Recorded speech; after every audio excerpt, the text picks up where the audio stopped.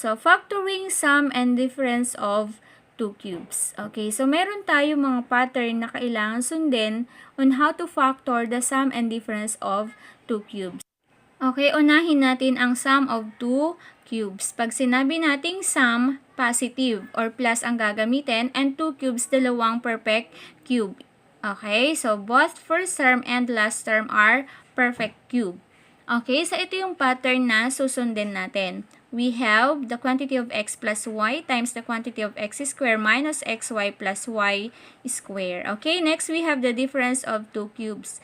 Pag sinabi nating difference, okay, we use minus symbol or negative sign. Okay.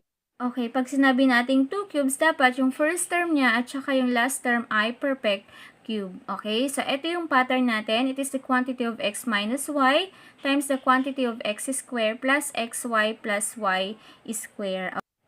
Okay, again, pag magpa-factor tayo ng sum and difference of 2 cubes, ang magiging factor natin is isang binomial factor at saka isang trinomial factor. Okay, anong pagkakaiba doon sa dalawang pattern? Okay, pag sinabi nating sum, ang binomial factor niya ay positive. Ang trinomial factor niya, yung middle term is negative. Okay? While doon sa difference of 2 cubes, okay, ang binomial factor niya ay negative. At ang trinomial factor niya, okay, ang middle term ng trinomial factor niya ay positive. Okay, kung mapapansin ninyo, same pattern pero ang pinagkaiba lang is yung sign. Sa binomial factor, positive, negative. Sa trinomial factor, yung middle term which is negative, positive. Okay, try to observe the pattern. Okay, so now, let's start. Okay, now, we're going to factor sum of 2 cubes. Okay, ito yung pattern na gagamitin natin. Mafa-factor lang natin siya again kapag yung first term at saka yung last term ay perfect cube. Example, we have to factor x cubed plus 8. X cubed is a perfect cube and 8 is also a perfect cube. So, ang una nating gagawin, okay, express muna natin yung terms natin in exponential form. We have x cubed is already in exponential form and 8, the exponential form of 8 is 2 cube. The x cubed plus 8 is equivalent to x cubed plus 2 cube. Okay, so ayan. Again, the exponential form of 8 is 2 cube. Okay, next. Let's continue. X cubed plus 8. We're going to rewrite in the form of exponential form. We have x cubed plus 2 cube. And then, we use this pattern. The next, it becomes x cubed plus 2 cube.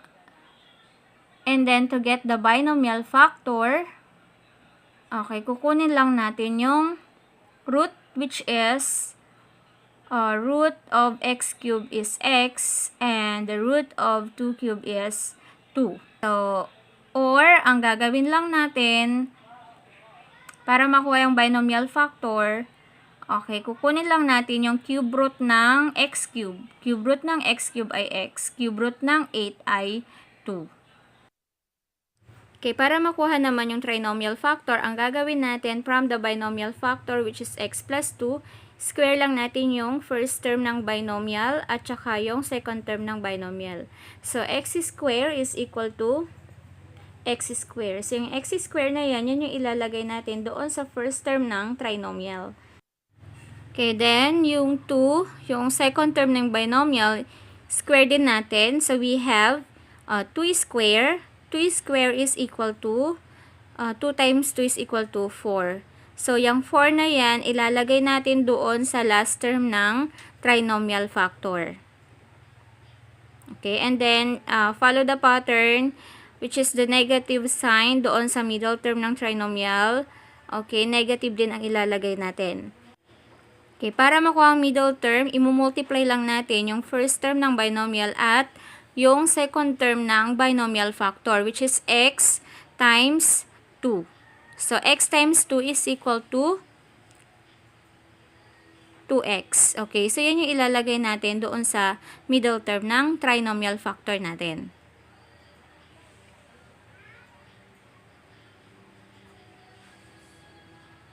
Okay, the factor of x cubed plus 8 is the quantity of x plus 2 times the quantity of x squared minus 2x plus 4. Okay, so that is how to factor the sum of two cubes. Okay, next we have another example. Factor 8x cubed plus 125. Okay, next, express in exponential form. Okay, 8, it becomes 2 cubed. And then we have x cubed plus the exponential form of 125 is 5 cubed. Okay, same step pa rin. Gagamitin din natin yung pattern na ginamit natin doon sa example number 1, which is the sum of two cubes pattern. And then, rewrite natin yung exponential form. Then we have 2 cubed, x cubed plus 5 cubed. And then, to get the binomial factor, ang gagawin natin, kukunin lang natin yung roots, okay, ng exponential form natin, which is 2x plus 5.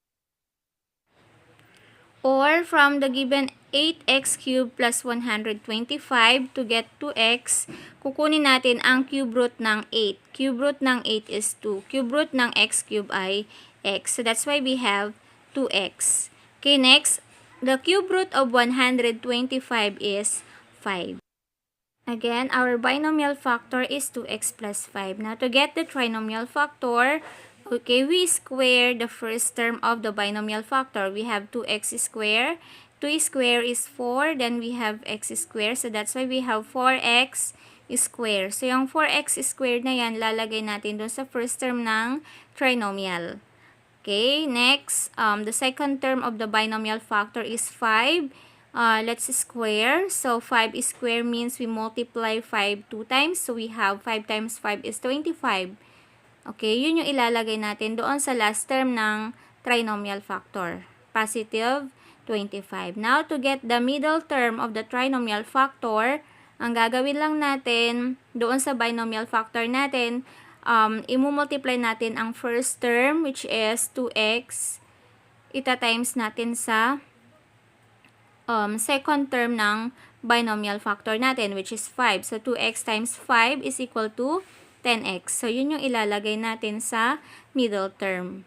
Okay, 10x. And then, yung negative sign, which is nasa pattern na negative, i-rewrite lang natin or just copy the sign of the middle term. Okay, next. Therefore, the factor of 8x cubed plus 125 is the quantity of 2x plus 5 times the quantity of 4x squared minus 10x plus 25. Now we